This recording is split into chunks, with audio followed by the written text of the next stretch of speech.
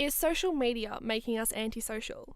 We have all heard this question thrown around, but today we have decided to delve deeper into the issue and its repercussions on society. Focusing on three areas, we are investigating social media's effects on cyberbullying and social isolation. And to conclude, we will provide a counterpoint to discuss the benefits of social media. To begin with, a definition. Antisocial can be defined as being opposed or detrimental to social order or the principles on which society is constituted. Now I want you to think about your own social media practices. How many friends do you have online?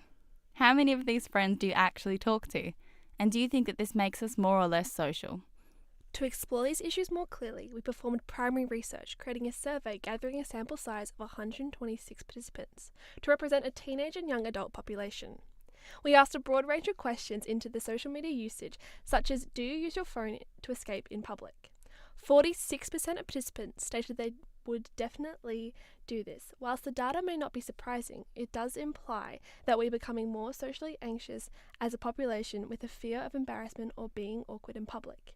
This can be furthered as we are now a texting generation, with 60% of participants saying they would prefer to text rather than call a friend, giving them the ability to hide behind a screen rather than verbally interact. Cyberbullying is an example of how social media is making us more antisocial, because platforms such as Facebook have created another space in which people can be targeted by bullies in an anonymous space. Due to the anonymity of online platforms, antisocial behaviour such as bullying and anonymous harassment campaigns have increased. Social media also makes us antisocial because, due to the amount of personal information we share online, attacks can be more personal and targeted than they would be without access to social media. No Bullying Australia found that more than 1/3 of Australian kids between the ages of 12 and 17 worry about what potential bullies and other people know about them from their social network pages. Online antisocial behaviour has become harder to control, as seen in the recent case of Dolly, who committed suicide in January this year due to cyberbullying. Does social media make us feel more isolated? Social media is a type of social interaction, but it's very different from having a normal conversation with someone face to face. A study for 19 to 32-year-olds conducted by a team from the University of Pittsburgh reveals that replacing face-to-face relationships with online interactions is detrimental to your well-being. The study also found that people who spend more than 2 hours a day on social media platforms have twice the odds of developing perceived social isolation than those who spent 30 minutes or less. On social media, we often see an endless stream of photos of people on their holidays, at parties, going out to brunch and spending time with their friends. This can make our own lives seem unfulfilling and insignificant in comparison, which makes us feel as though we're missing out, creating a sense of isolation from our friends, family and the wider community. The results of the National Stress and Wellbeing in Australia survey in 2015 states that 1 in 2 teenagers feel like they're missing out on their lives due to their friend status updates on social media.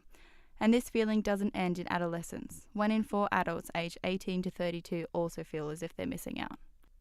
Whilst we blindly believe we may only spend 1 to 2 hours on social media, this time accumulates quickly, which we found through our research. 47% spent 1 to 3 hours on social media, and shockingly, 17 of our participants said they spend 5 or more hours on social media daily. The results here may seem surprising, but they are our reality. 85% of participants check their phone as soon as they wake up, and similarly, 97% do the same before bed. Our research also revealed that 87% of participants use their phones during school or university classes, which supplements to the teenagers' excessive phone and social media usage. Whilst we have been focusing on how social media can promote antisocial behaviour, it's also important to address how it allows us to be more social and encourages positive interactions to gain a more objective perspective towards the nature of social media. Ultimately, social media outlets such as Facebook and Instagram facilitate instant, simultaneous discussion between individuals globally, allowing us to be more social and to reach out with others easier.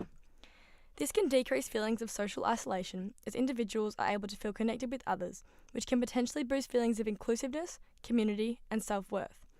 Interestingly, this is supported by a study that suggests getting likes on Facebook posts actually results in a release of brain chemical dopamine associated with pleasure, boosting mental health overall.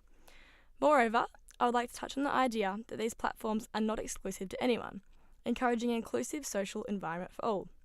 But more importantly, social media is often used as a platform where groups of individuals with common interests, such as garlic bread for example, are able to come together and share their passions, whether it be things like food, music or fashion.